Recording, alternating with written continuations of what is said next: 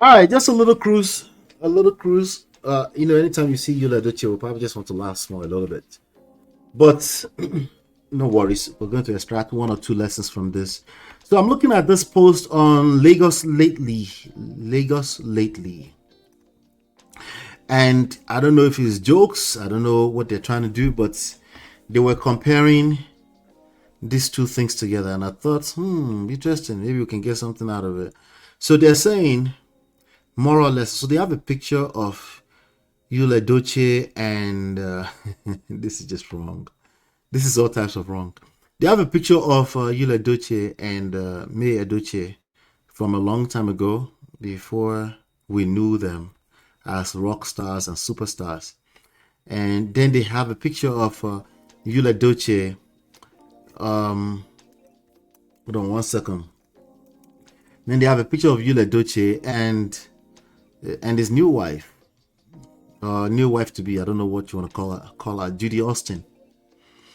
And now they're comparing to that.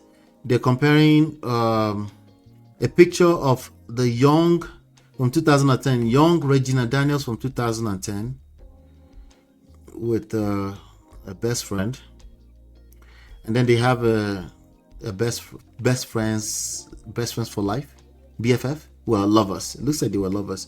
And then they have a picture of Ned Nwoko, not Nkoko, Ned Nwoko and Regina Daniels.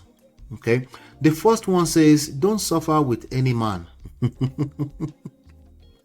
The second one says, "Don't suffer with any girl." Okay. And then Gossip Plus Niger says, "Sha, don't suffer with anybody."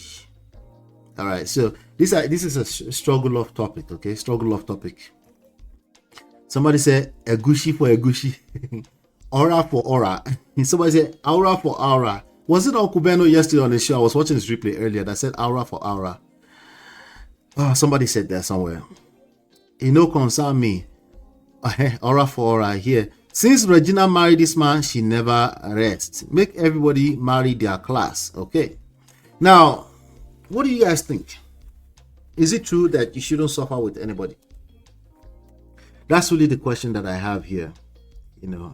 How far, what's the extent we can go with this "don't suffer with anybody"? Is this really even in the grand scheme of things? Is anybody ever thinking they're suffering with anybody? Is anybody getting into a relationship where they think they're suffering for anybody? Now, let me slow down. Nigerian Christianity, we preach long suffering. It's in the Bible. Long suffering, right? So we can use that to justify staying in a funky marriage oftentimes, right? Long suffering, what does the Bible say about it? It says according to I don't know what just pulled this up, but this is not the Bible. But long suffering is associated with mercy, according to 1 Peter 3:20, and hope in 1 Thessalonians 1-3. But also other parts of the Bible talks about hope deferred. What does this say? Makes the heart weak, right? Something like that. Yeah, also in Galatians 5:22, the Apostle Paul lists long suffering as another fruit that the Holy is a fruit of the Spirit that the Holy Spirit wants to produce in our life. Long suffering. What I'm thinking right now is that are we talking about resilience? Right? Resilience is one thing, but self-punishment is another thing, right? So it gets really, really deep. So does anybody really go into a relationship to think they want to be suffering? See, we want to make everything about gender war, which is why this post is here, right? But if you've ever said don't suffer with a man, the joke is on you now. If you're looking at this picture, okay? If you've ever, especially all you gay students, if you've ever said don't suffer with any girl, the joke is also on you now, right? Because you see that the counterpart is there. But somehow they are highlighting these two marriages. One is a halfway marriage. The other one is a polygamy marriage, right? They are highlighting them to make a point. The same way people might also highlight certain scriptures to make a point, right? So this girl, Regina Daniel, used to suffer with this young boy until she found a rich guy, and then she became what, a sixth or seventh wife, something like that, right? So don't suffer with any girl. Just look for rich girls like Temi Ajibade, a rich girl that will take your name later on. And then this other one said, this girl suffered with him for, what was it, 16, 14, 18 years? 18 years. Last, he ended up with the watermelon. So don't suffer with any man. In this case, Mary had suffered with a man. Although they will skip the part, did it pay off? Did it not pay off? I think Mary has been getting paid, but maybe what she wants is to be inside of a marriage. So they're using Jesus. So again, on both sides of the gender, you see the joke is on everybody now, right? I don't think anybody goes into marriage thinking they want to go and suffer. They're going there because they have hope that they're about to build a life with somebody, right? It's one of those advices that I really, again, I'm here to call out. You can have your fun or do your thing out there. Me, I'm always here for some cruise and basketballs. Me, I can even sit behind the scenes and just watch and laugh. That's what I do most of the times, by the way. I just sit and laugh. But if you're here, man, as part of the Prestige family, please know this and know peace. He said, let me see. Chidima says, define suffering. Let me see what you posted for. Not just women date up. Even in cultures with arranged marriages, the bride's fathers arrange someone higher. All right. So, did I say that during this segment or before? Was I saying that during the... I missed that your comment earlier on. Should I said that during the Memorial Day? It's not too late. It's not too late. Dating up and marrying up, right? Or courting up, or choosing a partner up, all those can be all different things, right? I'm talking about from a place of desire. I'm not talking about the actual marriage or that the marriage that was arranged in a society where they did that from a cultural standpoint. I'm talking about purely at a desire level, right? Men we don't care about looking up to you at that level, okay? Sometimes, in fact, we start at a basic as basic as visuals, right? In terms of how we think as far as you becoming a wife, we're thinking from it's that surface, sadly, right? But the woman needs to feel safe. She needs to feel secure. That can be camouflaged as visuals as well.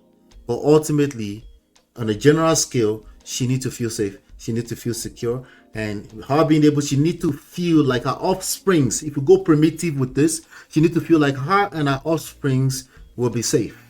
And there won't be any invasion that can destabilize her life. Men know that they don't have those kind of luxury. Like they have to provide that for themselves. See the difference? So when you said women are apogamous by nature, yeah, I still mean that. Now, by nature, I don't think I used the word nature, but even if I said that, I think it's more so both. Either we're talking nature or nurture. It's part of our socialization. It's a primitive thing, you know. So I'm not even talking about marriage or the marriage ceremony from a cultural standpoint. When you get to that level, we've gone past the apogamous stuff at that point. But I'm talking in general. Even now, if we skip all the cultural ceremony of marriage, all that kind of stuff, when you start to live with a woman, the woman also loses respect for you if she starts to feel like she can't look up to you. If she starts to feel like she cannot look up to you, men don't operate from that thought process that, oh, if I can't look up to you, I can't be married to you. Men don't, men might even, as you've heard on the internet many times, they just want a woman who admires, who is loyal, who respect them. Admiration, loyalty, respect. That's what men are looking for, right? But a woman is not that simple, okay? But if you have to bring it down to one thing, we can just call it hypogamous, right? And there's been many, many, many studies around this. So it's not just me talking from my ass either. Now, speaking of hypogamous, let's talk about Regina. Let's finish up with Regina here. So I think the comparison, this suffering thing, you said define suffering. Suffering is part of life. In context, okay? If a person does not suffer from a financial standpoint, they might suffer emotionally. They might.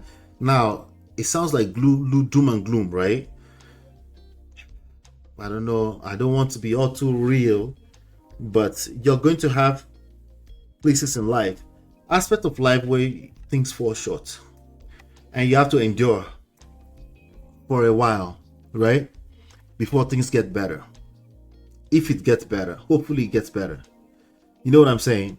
So I think I'm looking at some poster when I put up on Google here. It says God's long suffering. The ultimate example is God's patience with humanity, particularly in his waiting for all to repent and receive salvation. Okay, that's one angle. But again, I guess my favorite part of this right now, if we're going to go to scriptural, is really the fact that it's actually a fruit of the spirit. To me, the way I see it is resilience. I'm not talking, I don't care about dictionary meaning of suffering at this moment. I see it as resilience. In life, anything that's worthwhile, anything that is valuable, anything that other people will look at your life and admire, one of the main ingredients is resilience. That's how I see long suffering. So, first of all, when it comes to Yul Edochie example on Regina Daniel, right? The only thing that proves to us is that if you make these things a gender war, you cancel each other out always. Basically, it's a useless argument. Just because it's useless doesn't mean it's not going to cost you. If you operate from a place of gender war, you're going to pay a price for it, because every movement will create a cost, will create friction, and is going to potentially cost you a lot. So if this is how you think, you say, men benefit more from marriage. It's a mindset. It's not what you just said. It's not a real thing. Okay? It's just your mindset, and you love to repeat it because it resonates with your mindset. And unfortunately, there's an extremely good chance you will not allow yourself to get down to the deep part of that story that you're trying to tell. So now you have work to do. You have to push against those odds and don't be the majority. You need to say, I'm telling myself a story that's not real, and that story is going to cost me a lot. I need to do something about it. Or you can feel good in the short term and then have to repeat that same line tomorrow again. Marriage only benefits women. Marriage only, if you operate from that place, it will cost you. It's not a curse.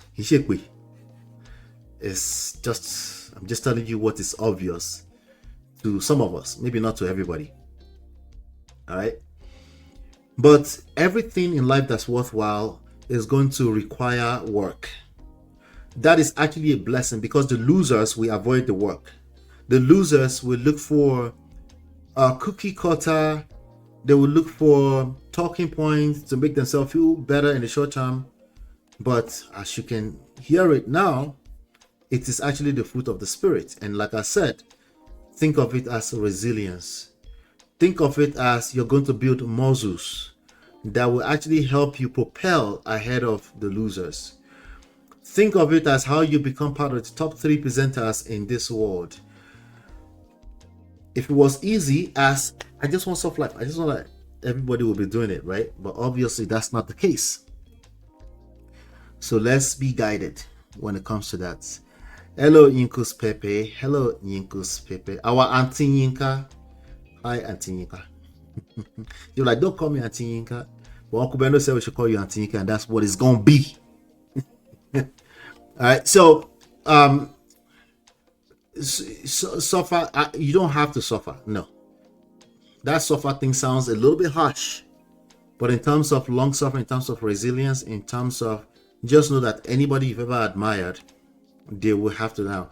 These are crazy examples on the screen, right? But the reality is that some people's stories are like this. So maybe we should look at more like Mary. If you really admire Mary Yul Edochie, maybe look at her and say, okay, she went through all of that, but now she's thriving. If that's how you want to look at it, sure. Okay? Absolutely. Look at it that way and say, okay, she went through a lot, but she's now thriving. Do you have to go through exactly that? The reality is that your own journey is going to be unique. It's going to be unique to you, but something is going to tell you, if you're truly a winner, something is going to tell you, you're going to know that This is part of the process. This is how I become a top 3 presenter. Either we're talking about relationships, we're talking about wealth building, or we're talking about finances. Okay, finances, wealth building, relationship, or your health. How you become your best version of yourself is by not looking at one Yoruba people, how they say that. Yeah,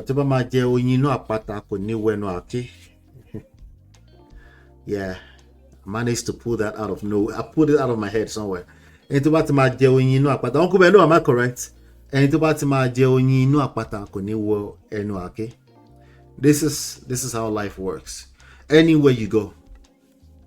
Okay? Gender war is an attempt at creating shortcut solutions by people who don't collect shege already. People with serious coconut heads that have collected shege, but when we're trying to talk to them, they still have that agidi. Sorry. That's what gender war represents. Gender war is so sneaky, oftentimes you might not realize you're part of it. It's a sneaky thing. It's a very sneaky thing. Gender war is 99% truth, 1% poison. That poison will eat up your joy or your chances. And so I'm warning you right now, if you're looking for logic to help you justify your gender warrior talking points, there are plenty of them. Are you playing? What type of... No, I'm serious. There are plenty of them. You will justify it. You'll be right. Oh, you're right. Yeah. But you go still collect. Sorry. So let's be guided. It sounds like joke. It sounds like cruise. I laugh all day. Sometimes when I come on the social media, I'll just laugh. But then I can't help but to see how dangerous some of these things that we're laughing at, how they are in terms of stealing people's chances at living a fulfilled life. All right. So, like I said, I wasn't going to spend too much time here today. Thank you so much for being here. Hopefully, let me do a quick shout out to my people in the chat. Shout out to Uncle Beno. Shout out to Auntie Nyeka Niku Pepe Talk. I don't know if you started a channel. I saw your content on Instagram. If you started your channel, please let us know so we can support. Chidima, shout out to Chidima. Chidima made time for me today.